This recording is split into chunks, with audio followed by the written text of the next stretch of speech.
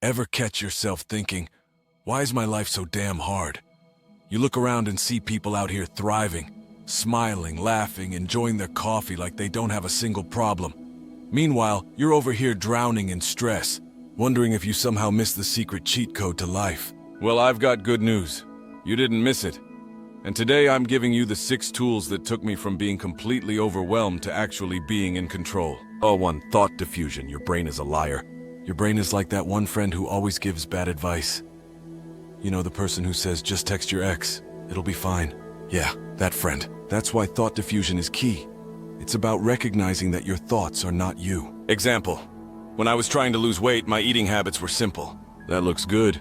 Eats it. I think I'm hungry. Eats again. Oh crap, I shouldn't have eaten that. Might as well eat more. I was running on autopilot, eating every time I had a thought about food. Then it hit me. Just because I think about food doesn't mean I have to eat the food. Mind-blowing concept, I know. So I started separating my thoughts from my actions. Instead of obeying every impulse like some kind of snack-loving robot, I started eating based on my goals, not my urges. It wasn't easy. I even tested myself by going to Wing Wednesday with my friends where they were crushing wings and downing dollar beers. Did I want some? Hell yes. But my goals mattered more. And learning to sit with that discomfort? Game changer. 2. Business and the brain's overreaction problem. When I first got into business at 24, I had zero experience and a brain that went into full-blown panic mode every time something went wrong. A client complains, my business is failing. Sales are slow for a day. I should probably just quit. A competitor launches something new. I'm doomed.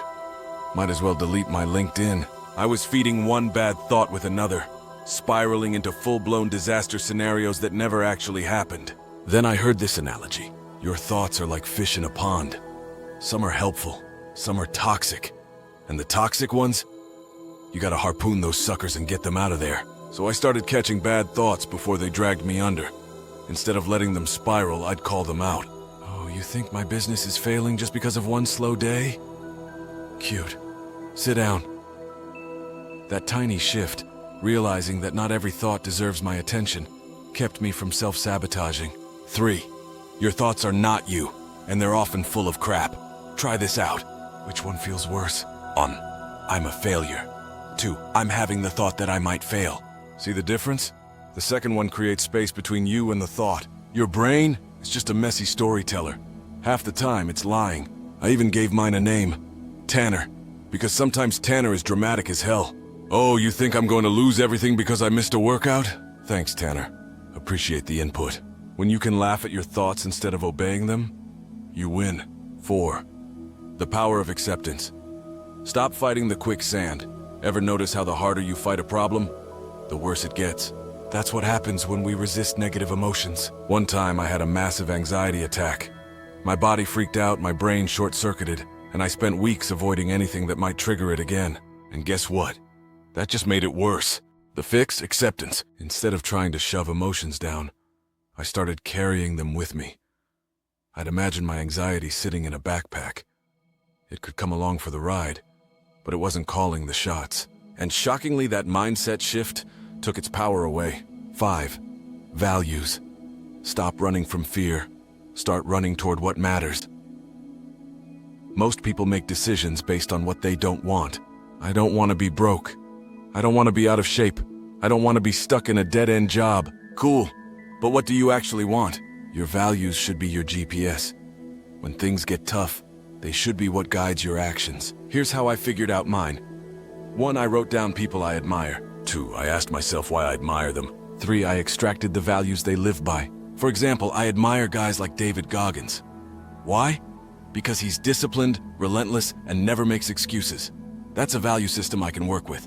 When you operate based on what you stand for instead of just running from fear, that's when you actually move forward. 6. Committed action. Get out of your own way. Knowledge is useless without action. You can read every book, watch every motivational video, and nod your head all day.